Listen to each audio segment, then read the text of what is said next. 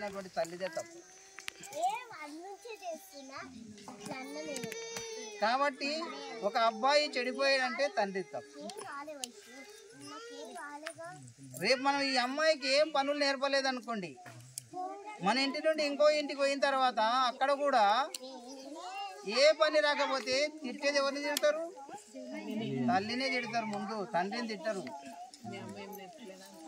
అంటారా అన్నారా? నీకు కూరగాయ వండడానికి రాదు, నీకు అన్నం వండడానికి రాదు, నీకు రొట్టె చేయడానికి రాదు, చపాతీ చేయడానికి నీకు ఏం నేర్పింది మీ అమ్మ అని అంటారు. కాబట్టి ఎంత చదువు చదివినప్పటికీ కూడా వారు డిగ్రీ చేసినా, ఎంబీఏ చేసినా, ఎంసీఏ చేసినా, ఏది చేసినా కూడా కుటుంబంలో కనీసం నేర్చుకోవాల్సినటువంటి విషయాలను మాత్రం తల్లిగా మనం నేర్పాల్సినటువంటి అవసరం.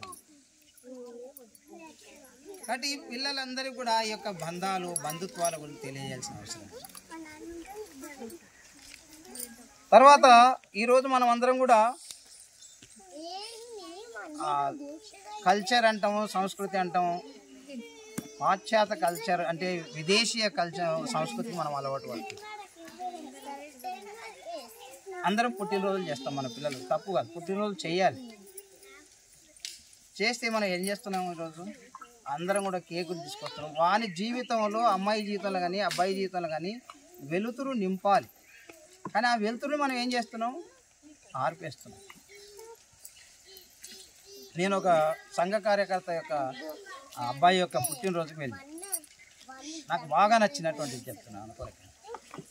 అబ్బాయి భారతమాత చిత్రపటం పెట్టి అయ్యగారిని పిలిచి భారతమాత పూజ చేయించి తల్లి తండ్రి ఇద్దరు ఆ అబ్బాయిని ముందర కూర్చోబెట్టుకొని అయ్యగారి ద్వారా దీవెనలు తీసుకున్నారు. బంధువులు కానీ స్నేహితులు, మిగతా సంఘ కార్యకర్తలు వచ్చిన వాళ్ళందరూ కూడా వాళ్ళందరూ భారతమాత యొక్క పాదాల ముందర పుష్పాలు అర్పించి అక్షింతలు తీసుకొని ఆ అబ్బాయిని ఆశీర్వదించారు. ఇది నాకు నచ్చింది. కేకు లేదు, ఏమీ లేదు. వచ్చిన వాళ్ళందరూ కూడా వస్తున్నారు, భారతమాత చిత్రపటానికి పూలేస్తున్నారు. వాళ్ళు వేదిక మీద నిలబడ్డారు. వచ్చిన వాళ్ళందరూ కూడా తల్లి, తండ్రి, అబ్బాయికి ముగ్గురికి కూడా ఆశీర్వాదం చేసి అటు దిగి వెళ్ళిపోతున్నారు. ఎక్కడో ఒక దగ్గర మొదలు పెట్టాలి. కాబట్టి ఆ మొదలు పెట్టేది ఎవరు పెట్టాలి? ఎవరు వాళ్ళు పెట్టాలి, వీళ్ళు పెట్టాలి కదా, మనమే మొదలు పెట్టాలి. మన ఇంట్లోనే మొదలు పెట్టాలి.